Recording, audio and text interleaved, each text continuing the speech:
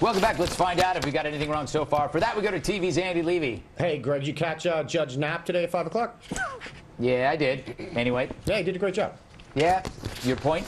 No point. Just commenting that he's kind of a great fit for that time slot. Yeah, I get it. Why don't we move on? Wow. Guess someone's not a fan of the judge. I love the judge.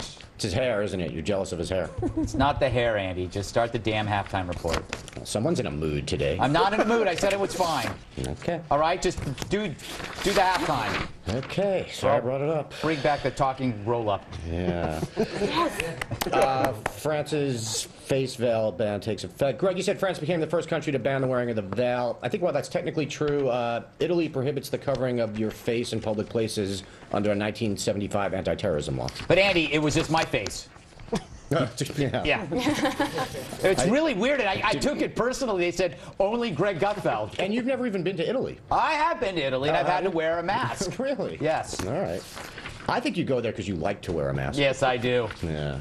I go to those bunga bunga parties. That is in Italy, right? Yes. Yeah. Also, Greg, you seem to be laboring under the impression that the Cathedral of Notre Dame was named after the university in Indiana. Yes. Yeah. The cathedral was completed in 1345. The university was established in 1842, so that would be impossible unless you're positing some kind of time travel, and I suspect maybe you are. Well, that's precisely what I was getting at. Okay. There was a tremendous amount of forethought or time travel. Yeah. So it's not forethought. It was time travel. Okay. Yeah. All right. Diane, you said security should trump free expression, that if people were fighting for the right to wear a full-face ski mask in public, you would feel the same way. But as Greg pointed out, wearing a ski mask in public isn't illegal, at least not in America, and, you know, some psychopaths actually do wear them in the winter. Well, because there aren't a giant group of people that are trying to go out and wear them. I think if in the streets of New York City, for example, if, you know, half the people walking around started wearing ski masks, they'd probably they'd probably pass a law against that. I believe the total number of women in France who wear the veil is like only 2,000 in the whole country. Yeah, I don't know how many people are in France. I don't really like France, so. All right, then I will keep my facts to myself. Wonderful. Yeah. Thanks. How dare you, I will sir. talk about baloney sweat instead. Baloney sweat. John, bonus points for being a free speech absolutist and for mentioning Cthulhu in the same sentence. Yeah, he is my dark god. Yeah. I experimented with Crom when I was in my 20s. Joe, you said that Ataturk banned the veil in Turkey. I believe he denounced it but didn't actually ban it. I think government employees and university professors were not allowed to wear the veil. Well, Or was it, no, it's that's not what reversed. you said, was it? Pardon? That's not what you said, was it? It's what I'm saying now, Oh, okay. which is now. But that's not what you said then. No, I did say it then. You said he banned the veil. And I said it before then, too. And I'm going to say it again later. You can't stop me. No, I'm going to ask you about it again later. He banned the veil. Huh? I said it again. Okay. Greg, not sure what a hajib is. I think you meant hijab. Yes. Yeah. I often do that. I often reverse words. Yeah. By the way, the hijab, I believe, is the scarf. I think niqab is the word. Niqab, is that's the right. veil. Yeah. I apologize to everyone out there. Okay. No. Gregalog, budget. Greg, you mentioned that some people are hailing this $39 billion budget cut as a victory for Republicans. Didn't they originally promise to cut $100 billion in their first year? That is correct, my friend. Okay, just checking. But, you know, a compromise. They got the Dems from, you know, -0 to... -0? -0. Yeah. You That's a lot different from 0. Well, I'm just saying it was below 0. Okay. All right. John, you said Lex Luthor hates the government. Don't forget, Luthor was actually president of the United States for a little while. Very briefly, and we all know his real goal was the death of Superman and the government. And it didn't work. He didn't even serve his full term. No, of course I believe he didn't. Vice Everyone knows President that. Pete Ross had to fill in for the rest of his term. You are a good man. I mean, I don't know. Chicago school doesn't let kids bring their own lunches. Diane, thank you for reporting that not only is this school preventing kids from bringing their own lunches, but they're lying about it, too. You're welcome. Yeah. It's always good to know. I sense a cover-up. And a condiment. I actually find it hard to believe that this is legal, and I'm willing to bet that a lawsuit will back me up, though I should note to any parents watching this that I am not a lawyer and don't have a clue what I'm talking about. That's a standard disclaimer. I have to say that. Yeah, you do, even including the expletive. No, that's... Without it, it's meaningless. I was reading copy there. That was actually put in there by your lawyers. Absolutely. Yeah. Yep. Chris, you said that if the kids can't bring their own lunches to school, the school lunches will actually get worse, which is a good point. And guess a good point? The real winner here is big school lunch. Big school lunch has been looking to be for a winner for a long time, and Yeah. I think we finally figured it out. Well, they got themselves a little monopoly now, and everyone has to buy their crap. Yeah, and you see what's happening. Now they've got Diane on their ass. Exactly. Yeah.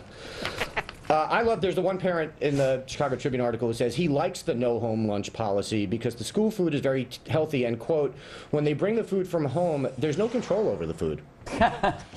Parent of the year. Smart parent. Parent of the year.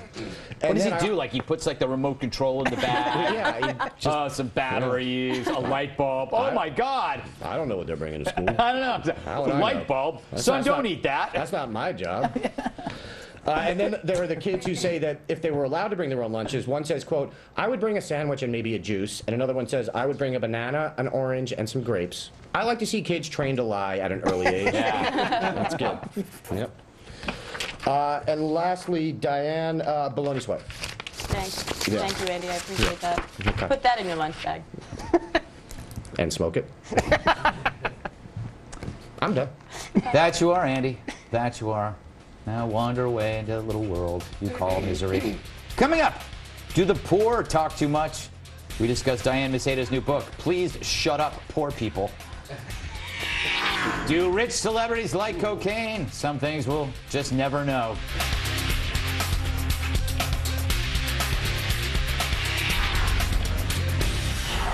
Do the kids from the shore deserve a whole lot more? Well, MTV thinks so. Yep, Entertainment Weekly reports that the cast of the Jersey Shore will get a huge raise for season 4, to be filmed in Italy. Good for them. Apparently, once their bonus structure is factored in, the core cast members will get at least $100,000 per episode. At 13 episodes per season, then, each cast member stands to make $50 billion. Wow. Clearly, we must discuss this in the lightning round. Oh, cute. Hey, Diane, are you happy for them? Because I am. I don't really care. I mean, they earn it. People make, watch the show. They earn a lot of money for MTV. I don't see why they shouldn't get paid. And people say it's because they're doing nothing. That's not true. They're completely sacrificing their dignity, something I would not be willing to do for that amount of money. So they get paid. And you I are don't. on Red Eye. And you're not getting paid $100,000, that's for sure. I know. For per episode. Can you imagine getting paid? Maybe I should be on the Jersey Shore. Yeah, I think we just had a breakthrough. No, right I think there. they couldn't take you because you just don't have. You'd have to be like covered in various vomit. Yes. Unrecognizable sores. Bologna sweat. Bologna sweat. It's covered in bologna sweat. Yes. Chris, how long can these kids make it last? They're still a ratings giant, but for how long? Oh, I think these guys can keep it going for another 6 to 9 months. Yeah. Before in rehab or on VH1. Right. Mm-hmm. Which is where you go after MTV. Yeah, right. Yeah, it's true. It is life true. after reality death. It is like heaven or purgatory or something. And then after that, you end up on the Learning Channel because that's where you have the real problems. Hoarders. And intervention. Is that Learning Channel? Yes. That's Yeah, A&E. yeah. Yes. A&E. No, it's A&E. No. Yeah. Yes. Hoarders is A&E. Hoarders Buried Alive, Is- I think is. You know I have to this. check my DVR when I get home. I'll let you know. Is that the show? Is that the channel with hoarders who hoard hoarders? Yes, exactly. They have their entire house filled with other hoarders. large, stinking human beings who also are hoarding things. It's like gravitational pull of a planet in their house. Absolutely disgusting. Where am I, John? I haven't asked you Jersey a question. Shore. I know.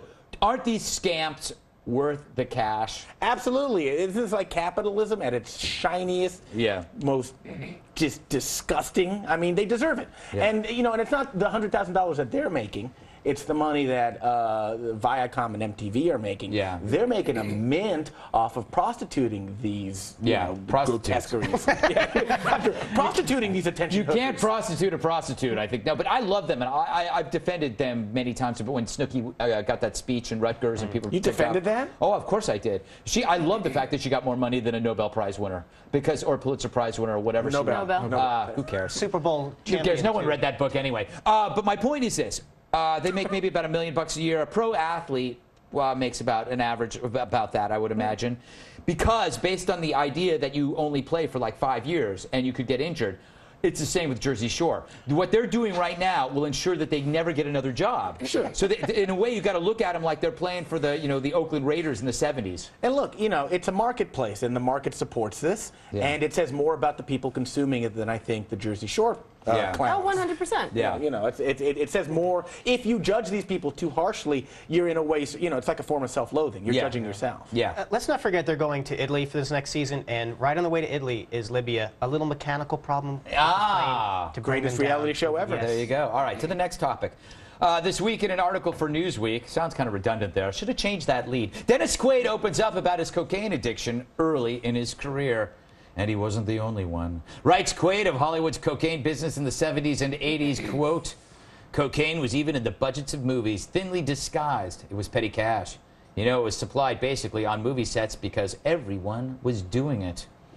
Joe, Dennis Quaid was a cokehead. Surprised? No, Blown and away? I think it shows the toll that drugs can take, because now he turned into Randy Quaid. Yeah, it's true. And that's very, very that is very sad. They are related, aren't they? Diane, when will somebody write a bio about how they weren't taking cocaine? When will that happen? Well, how is this news? I don't understand that a celebrity in the 70s and the 80s was doing cocaine. My best is that at the end, he talks about how if he hadn't gone through that period, he doesn't know if he'd still be acting. It taught me humility. Granted, he's talking about the rehab, but that would have never happened without the cocaine. So what he's saying? This is a bad message to So send this to is kids. saying in praise of cocaine. Bad Cocaine message. made Dennis Quaid a wonderful. He learned to Okay, appreciate actor. what he has in his life. Yeah. John, don't you think a lot of good 80s movies would have been terrible if it wasn't for the cocaine? Well, I mean, take Never-Ending Story. Yes. That movie would have been crap without massive amounts of drug abuse. Yeah. A flying dog dragon? What? Yeah, and the fact is, that? the fact is, how appropriate that it's a never-ending story. Absolutely. When you're on coke, every story is a never-ending story. This would have been called like, it would have been called something else, like 10 minutes. Story's of hell. over. Yeah, story's over by 10. Yeah. But instead, it's a guy going, "Wait, then the dragon comes back." Well, the original title was Two Guys Talking Too Long While Waiting to Use the Men's Room. Yeah, that's what it was. Waiting for the 8 ball. Chris, he's a pretty successful actor. Why does he feel the need to do this? Well, I think it's because he just came out with Soul Surfer, so he's kind of rebranding himself as a kind of Christian actor. Right. And so he wants to take this part of his life and put it behind him so that he can become the next Sandra Bullock. Oh, I didn't even think about it that way. My theory is the reason why cocaine is one of the, is the good guy in this story is that it broke up his band. Do you remember his Dennis Quaid's band? Do I have the box set? You do, don't you? You do. So anything he blames cocaine. He blames cocaine. Baloney Sweat was broken up by. I thought it was Yoko Ono. No, but isn't that the most fantastic story ever? That he blames coke for breaking up his horrible band. That's weird because cocaine's kept me from being successful. Too. That's true. That's true. All right, last topic. A new study finds that given a hypothetical scenario, people claim they would never subject others to an electrical shock in exchange for cash. But when presented with a real-life opportunity, an overwhelming 96% of people chose to administer the shocks for money. Good for them, I say. Diane, are you surprised people are so evil? No. Well, but this experiment has been done. No. Good answer. No, but this experiment has been done several times over the years, and the results are always the same. People will shock you. But I will say, I remember back in the day, the experiment was to see if they would do it just because they were told to do it. Yeah. Now there's money on the line, so maybe we're getting more moral, where at least you have to pay them to shock the crap out of somebody else. John, did you learn anything from this? Yeah, I learned that it's amazing what people would waterboard someone for, too. Bringing it back to the political. I made it political. Yeah, you did. You did. Yes. All right. He's never on the show again. Chris, why did they do these studies? Anything to be gained? I don't know. Have they not watched Simon Cowell on American Idol? People get paid to be mean. Yeah. People get paid a lot of money to be mean. The fact that they did it for £1 is kind of the shocking part. Yeah. You have one of these shock machines at home.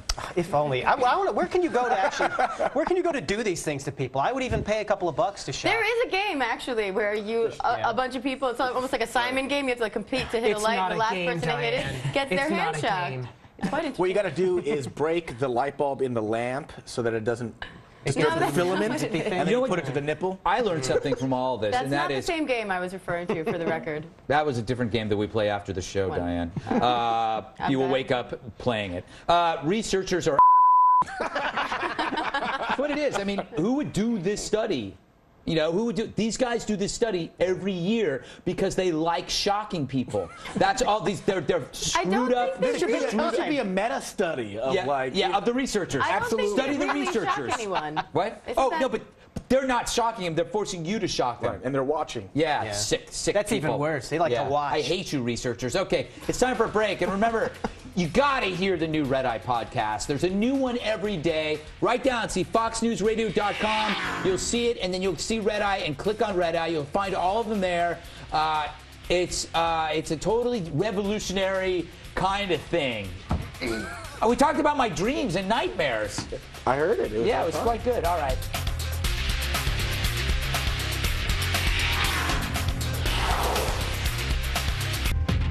So last night I told you how much I enjoy ambrosia salad in the nude. I do, but I also love charity. So let's get to my latest piece of art. I call it Hand Off to Horn. Hand Off to Horn. Sorry about that. It's based on the star football player Sassafras Rainbow. We trained together in the 80s. Then he got hooked on pixie meth and now runs a sex slavery ring selling strung-out Keebler elves. Sad story for the elves. Not for Sassafras. He's having a blast. Can you blame him? Our top bid belongs to Chris Ludke with an offer of $300. Chris is from Fargo, North Dakota, a city named after that delightful movie starring William H. Macy. Fun fact. You have till Friday to get your bid in for this wonderful, wonderful piece of art. So email your offer to redeye@foxnews.com to be considered.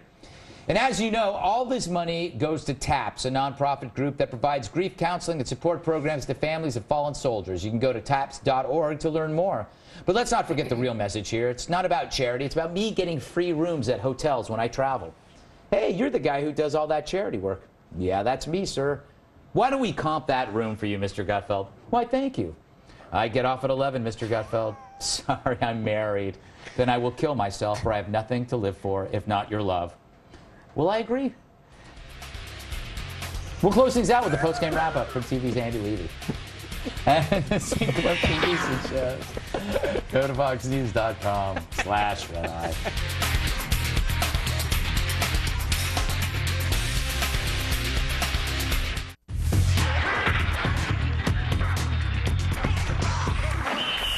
Time to go back to TV's Andy Levy for the post-game wrap-up. Thanks, Greg. Hey, Chris, I understand someone special is back in your life? Courtney Friel is back after her 4-month maternity leave, so everybody go back to fox411.com and say hi. She'd love to hear from you. All right. Gotta get it back on Red Eye. Yeah. Joe, any big shows this weekend? No. Anybody want to do anything Friday? I can't. I don't know. All right. Hit me up on Facebook. Okay, I'm not It on goes Facebook. for everyone. Yeah. Not you, Andy. Everyone okay. besides Andy. Hit me up on Okay. Facebook. All right. Diane, what are you working on over at foxnews.com? I have a new story that just went up a little while ago on a J. Crew ad featuring a little boy with pink nail polish. Sure. We're exploring that debate surrounding Outraged. that I am article. outraged, personally. I would like to know about The question is, have they crossed the line? that. And they clearly have. It's not a question, it's a statement. It is a statement. I'd love to have a conversation about gender identity. I would too. Maybe over drinks at my place. Joe is free Friday night. Friday. Actually, Joe, I'm busy Friday night. Yeah. That was a close one. Why does everyone keep saying that? I don't have a shorty robe that'll fit you. Yeah. Hey, Johnny, in between spitting on the American flag and all that it stands for, what exactly do you do for a living? You know, Andy, if you were to follow me at twitter.com/John DeVore, you'd find out. Okay. That does not answer the question. It really doesn't. What do you- Also, note that he did not deny spitting on the American flag and all that it stands for. No. Yeah. All right. But baloney sweat. Yeah, exactly. All over the Exactly. flag. Where did that come from, baloney sweat? No. I don't Your know. school lunch. Repressed That's what memory. it was. The sick, twisted mind of John DeVore. I missed the, I really did miss the ho-hos. We can get you some. Yeah. Food. Bye, Andy. Bye. Diane, John, Chris, Joe.